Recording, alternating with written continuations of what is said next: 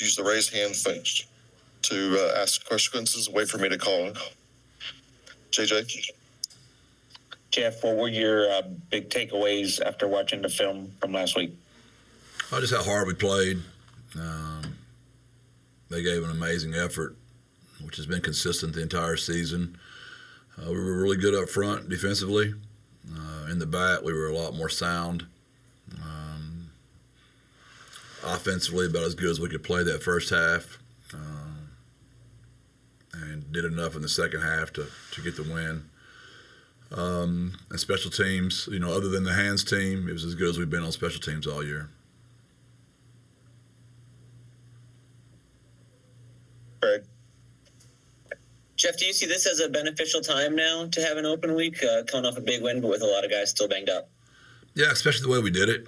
I mean, game days are always the worst injuries. I mean, injuries are bad, period, Greg. But when it happens in the game and you get a lot of them in one spot, it's really hard to fix all that. Because I know everybody believes, well, the backup should get the exact same reps as the starters, and that's just, it sounds wonderful, but it's just hard to do. At least we knew going into the game who was out. Like, we knew the whole secondary was pretty much out, so the next group got to work all week, and those guys stayed healthy during the game, so that was very fortunate because they did a good job back there. Even though we gave up 450, we were still sound and in good spots most of the time. But when you have him on the day of the game, like Willie not being able to play, which he had practiced all week, and then you have Robert breaking his thumb, catching a kick, those kind of things are just really hard to prepare for. That shook us a little bit, honestly, in pregame. Had to do some shifting around, and I thought the guys did a really good job of adjusting. I wanted to ask about those situations first with Robert that you mentioned. How did you feel like that impacted him in the game, and what's sort of the outlook going forward? I'm really proud of him. I've coached running backs, as a position, and most running backs, when they break their thumb, they don't really want to go play in a game because of the risk of fumbling, pass protecting, carrying the ball in the right hand. Then you got to use your left hand for the stiff arm, and you got a broken thumb. I mean, it's just tough. That kid's really tough, and he played really hard. And he didn't play as much as he normally would have, but we got him enough out there to help us win the ball game. Really proud of Robert for showing that kind of toughness, especially of all the things I'm proud of. When your season goes as rough as ours has, and those two crushing losses, like after we left the Rice game, we were all like, oh, what could be worse? And East Carolina, oh, what could be worse? And then we go do worse at Tulsa, right? And now you're like, what could be worse? And that our kids have not splintered in any way. And I know, the skeptics might believe I'm just saying that just to cover it up, but that's the truth. Those guys are here. Y'all are at practice. You wouldn't know our record. Now, those guys are bouncing around at practice. Now we're really gimped up. There's about 16 or 18 of them just on crutches walking around. But other than that, the rest of them are out there bouncing and hopping and getting after it. And I'm really proud that they got some success because they've been so true to the process this entire season. You also touched on the adjustment with Willie McCoy not being there. What is that process like, and how did the guys respond to that? Well, we were like an NFL team. We were huddling more, basically telling everybody where to go. And I don't know if y'all could tell, it took us 8 seconds to get lined up on the line of scrimmage, just getting all the receivers lined up and us hollering at them and moving them around. And it was quite an experience, to be honest. But, man, the kids were wonderful. They handled it very well, especially Chris. Because the hardest part was he was the one we were throwing it deep to almost every time, and you got to get him when he runs one go right. You want to throw another one, but he's dead tired, right? So you got to just be smart in how you handle all that. And I thought those receivers did a really good job of complimenting each other. A great third down catch by Jamel Hardy. Really right out to the drop, by JJ to come back and have the 40-yard catch. That was really good to see him do that. Amador being back in the lineup was huge. He can do so many things for us. Really proud of that group for how they covered for Willie. JJ? Jeff, I wanted to ask you about David. What was his impact? He made his debut this week, and how did you think he came out and played? I think he's about 75 or 80%, but I still 75 or 80% of David's plenty. He's just so heads up. Like even the little double pass we threw, you try to give him all the looks you can. Houston did a great job of kicking out on the block, but just David had that savvy to move over to the right when you're a wide receiver, take your time, make a really great throw. There's just things he can do, running the power read. He made a great read, get the ball on the edge out there. Him playing at North Shore in big ball games, especially having to play quarterback, has made that kid prepare for that moment. You're always nervous when you put a kid out there and you ask him to do that much his very first game back, but I thought he handled it well. I think you'll see him get up to speed during the bye week and look more like himself by the time we get to North Texas, I'm hoping. What was the impact of the tight ends group? They were pretty productive against Memphis. Yeah, they just have been all year. I mean, I'm really proud of that group. Losing Oscar is a huge blow for us. He's as good a run blocker and got the salt his hands. He's on our punt team. He's on the field goal team. He's a captain. He's just been one of the staples of UTSA football these last 5 seasons. So losing him was a huge loss. Emotionally, too, because our kids just love him so much. But that tight end room, I knew they were going to step up for that guy. They're not going to let him down. They worship Oscar, as we all do. And I knew each one of those kids, Dan, Houston, Patrick, were going to step up, and they did. I know you said Oscar had surgery, but was he involved in trying to get that group up to speed in the lead up to that game? And then how's Oscar doing? Always. Oscar doesn't miss a meeting. He's an assistant coach. If you know his family, you know Oscar, man. They're just loyal, good people. I'm just crushed for him and his family that they did it right the entire time. And I know they wanted to see that kid finish out here, especially this last month where a lot of our games are at home. It's really a sad deal, but Oscar will make the best of it. He'll be ready for pro day, and I tell every NFL team here, they'll have a hard time getting rid of Oscar Cardenas when they get him on their roster. Greg? I wanted to ask about Oscar. How do you reflect in the bigger picture on just what he's meant to the program and your time here, knowing that now he's played his last snap for you? Yeah, I don't think it can be overstated enough. Just to think of the historic catches he's made, and look at this season, how those one little plays have made such a difference in how we all feel. And let's just think about if he hadn't have made some of those catches, right? The catch against North Texas, which led us to the second conference championship. The catch against UAB, which led us to the first conference championship. I mean, just historically. And then that's just on the field. Then off the field, what he's meant to the city of San Antonio, how loyal he's been to this place. And we've been playing football 14 seasons. And nobody really knows our story except for us right here on this screen, unless of guys like Oscar Cardenas and Frank Harris and Rashad Wisdom, who made us a national story. And I think that's going to always be what these guys' legacy will be. Obviously, Coach Coker in his era, and then Coach Wilson got us to this point.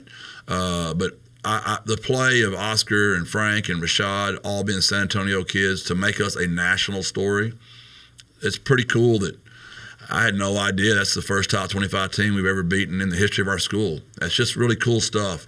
And none of that happens without guys like Oscar. And then you lost Ken Robinson in the same week, another guy who has made a lot of plays for you here and has been around for a long time. How do you sort of reflect on his tenure with the Roadrunners? Very similar. I mean, think of the interception against North Texas, which led to a conference championship. I mean, those are all Ken. Ken's been a staple back there in that secondary for all 5 years here for us. And, again, off the field, you can speak just as highly of Ken as I did of Oscar. Highly intelligent, high-character kid. Has helped bring this program to national prominence. And I know this season we're not in national prominence, but in this time, those two kids have led this team to that kind of talk and recognition, which has been good for all of us. You had another new piece of history this week as well with Jamal Ligon breaking the tackles record. How did you see him react to that, and what did that moment mean to you? Oh, I doubt he even smiled knowing Jamal, he's got RBF worse than I do. He's just a very serious dude at all times, and I hope I made him grin in the locker room. Knowing him, he didn't even want to be recognized. He just wants to go play football, and But again, I'm saying the same thing I am about Ken and Oscar. Very similar type of child. I mean, just a wonderful player on the field. He's made historic plays here, helped us win championships, and just as good off the field. I mean, just the epitome of what you want your program to look like. JJ.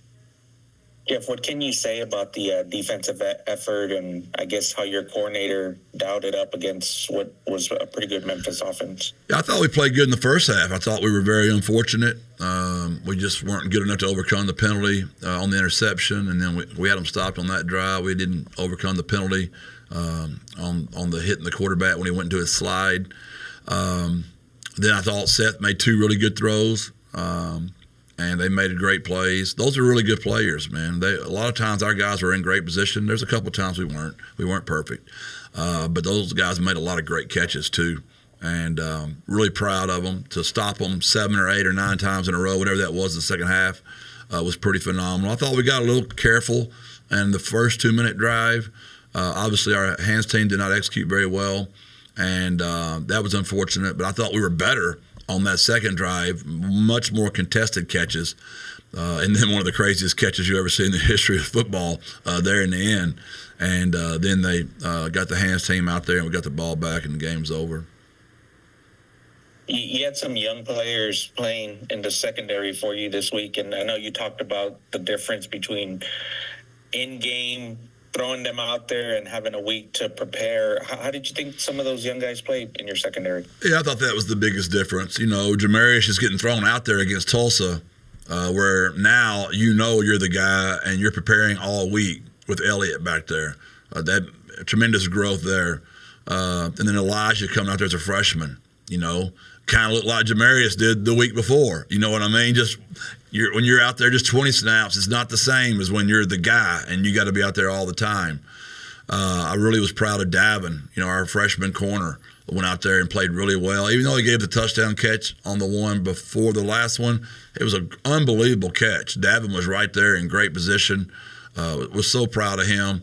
And those guys grew up. You know, Cyrus had a really good game. Had the interception that got called back, but he also caused the fumble and recovered it. And then obviously you had Jamarius with the interception, which is a big play in the game.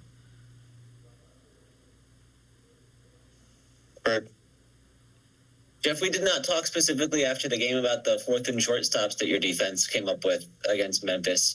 How critical were those plays, and what stood out to you about what you guys did in those situations? Yeah, I thought the one before halftime was more like a statement. You know what I mean? Like, and Memphis had been so good at doing that all year.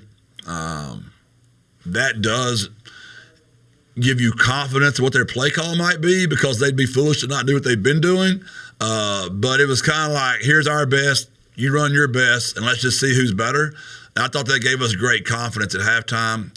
So we stopped them on 4th and 1 3 times, and we stopped them on 4th and 6 once. So 4 4th down stops. Our defense couldn't have done much more. They were fantastic. You guys all year, the defensive front has delivered sacks, tackles for loss, and they do pretty well in a lot of the advanced stats too. What is it that has allowed that group up front to be so successful for you guys? Really good players that have been here a long time. I've been saying that, you know. Brandon Brown, Osiris Simon, Christian Clayton, Jamal Ligon, Martavius French, Brevin Randall. Those guys have been here for a long, long time. Ronald Triplett. And we got some young guys going out there that are playing well too. It's a culture here. We've been really good at stopping the run for 5 seasons. And those guys take great pride in it. They call themselves the EBE. Everybody eats. I'm not exactly let's see how that exactly works. It looks like they'd be EE, but it's EBE. And they all eat, man. They do. We talked to Coach Lepp before the season, and he wasn't sure if you guys would have the same depth up there that you've had in previous years. And now, even without Joe Evans and without Johnny Bowens, those guys have still really delivered at a high level. Has that been a surprise to you at all, especially with some of the newcomers? Is everybody one word, or is that 2 words? Everybody. That would be 2 words, right? Or is everybody? I think what is that? It's 1 word in that context. You're right. I think that's an EE situation. Yeah, well, thank you. I had one of those moments there where I'm like, oh, Lord, I didn't want to be on whatever that thing is they make fun of me all the time on Barstool Sports again. Your question about the young guys. Yeah, losing Johnny was a big loss. Obviously, losing Joe was a big loss. To your point, but I'm really proud of those guys that have stepped up. I mean, it's crazy. You know, Kenny's gone in there and done stuff for us. John's gone in there. You know, Damian Wembley's coming on for us now. Chad, really proud. I'm sure I'm leaving out somebody. I don't ever think of Tripp as a young guy, but he is getting to come back, thank goodness. Ty Leonard was out there this week making plays. Those guys take a lot of pride in that. Big Baby out of New Orleans in there making plays.